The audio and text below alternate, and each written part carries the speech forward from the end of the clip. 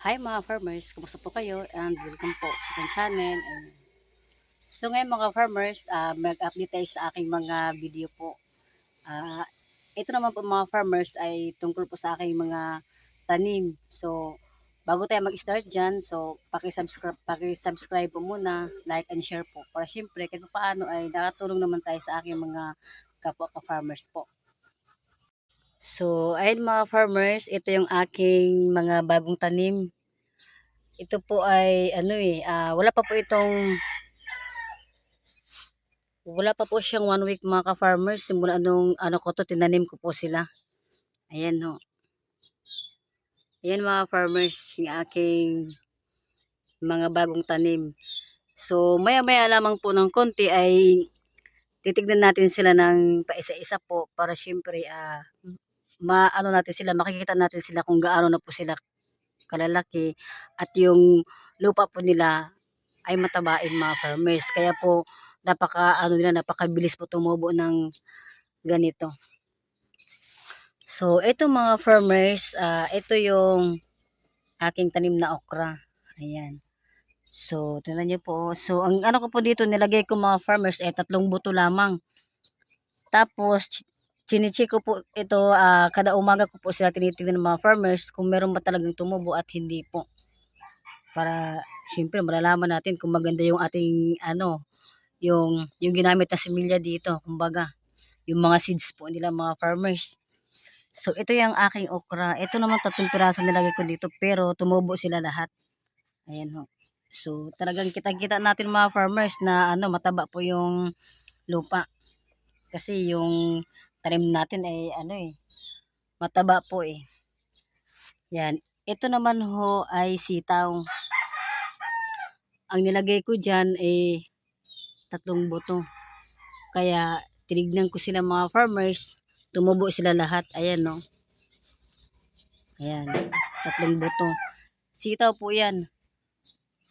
Kaya ako naglalagay ng pinapasobrahan ko po siya ng paglagay ng buto mga farmers kasi in case po na merong hindi po tutubo sa kanila diyan. So ma rin natin sila, kumbaga kailangan natin i-advance na damihan natin yung pagkalagay sa buto para yung iba, kunyari merong hindi tutubo, tas yung iba naman tutubo. Kaya para hindi masayang yung oras natin o panahon, ayan. So ito naman po, yan. Okra po yan mga farmers, isang hilera po yan, ayan no. Tapos sa kabila naman, puro din mga sitaw, ayan. So titignan natin. Ayan no. Isa lang siya tumubo eh. Meron talagang ganun. Kaya nga inahan ko siya ng 3 kasi syempre kunyari hindi tutubo yung iba, meron namang natubo. Ayan. Ayan oh. Sita po yan. 3 piraso. Eto hindi pa sumibol eh. Ayan. Okra yan. Isang hilera po yan mga farmers. Eto. Okra din po yan. Okra. Yan. Isang po yan. Isang diretso po yan mga farmers. Puro okra po yan. Okra, ganyan. Tapos, meron din naman akong, ano bang tawag sa Tagalog? Alugbati din to eh. Ayan. Meron akong bagong tanim. So, di ba? Isang hilera yan. Nakaganyan sila. Kaya ko po nilagyan ng mga farmers ng kahoy na parang harang para po hindi po sila maaapakan. Kasi hindi mo natin alam, merong talagang mga tao na kahit alam nila na may tanim, naaapakan pa yung iba. Ayan, isang hilera yan ng mga farmers. Okra din po yan. Ayan, okra. Ayan no. So, medyo dinamihan ko yung okra kasi alam ko to eh. Mabilis lang po sila mga farmers tumubo mga farmers, kaya po medyo maraming nilagay ko. Ayan oh.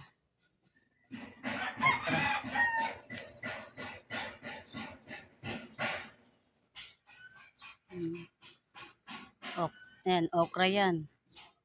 Ayan oh. So, lahat na po sila tumutubo mga farmers. Ayan oh.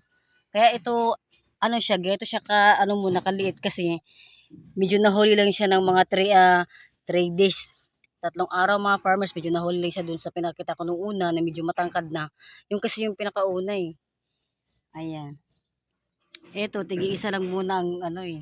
Kaya yun ang purpose ko mga farmers, na kailangan talaga dagdagan natin yung buto pagkalagay dun sa may ano, pag tayo nagtatanim kasi in kaso po na hindi natubo yung iba, tas yung iba naman ano, kahit pa paano merong isa, dalawa, so masaya na tayo doon.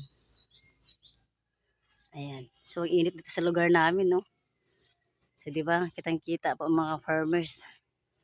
Ganyan. Marami pa po akong ano mga farmers, itatanim mga farmers, pero i-ano ko rin kayo. I-update ko po kayo mga farmers pag ako ay nakapagtanim na po. Ayan. So, okra yan. Kasi ito rin mabilis tumutubo yung alugbati, kaya ano mga farmers. Kaya tips ko po sa inyo mga farmers, pag kayo po ay nagtatanim, kailangan talaga meron siyang palatandaan po. Kagaya nito yung mga kahoy na nilalagay ko kasi syempre para naman po hindi masayang yung ating oras sa kanila. Yung pag-effort natin, pagod, ganyan. So kailangan talaga pag tayo nagtatanim, lagyan natin ng kahoy para ano, para hindi po siya maapakan. Kasi ano sayang talaga eh. Kaya din ako nagpupursige mga farmers magtanim kasi po dito sa lugar namin ay medyo tumaas na yung presyo po ng gulay. Kaya po ako ano talaga gumagawa ng ganito kasi ano lang ito yung mga farmers, nasa gilid lang po ito ng bahay ko eh. Kaya may space naman ng konti, kaya ako nilagyan doon. Kasi yan sa kabila, meron pa akong aanuhan eh. Kaya lang pang linisan dyan ng konti para po magtatanim din po ako dyan ng mga gulay. So, ayan, 'di ba? Ang ganda. Meron din pa akong sili dito eh. Ayan, may sili din ako mga farmers. Ito din po, meron akong sili dito. Ayan, may sili ako. May aking mga tanim. Ayan, may tanim ako eh. So, ang ganda, ang daming bunga.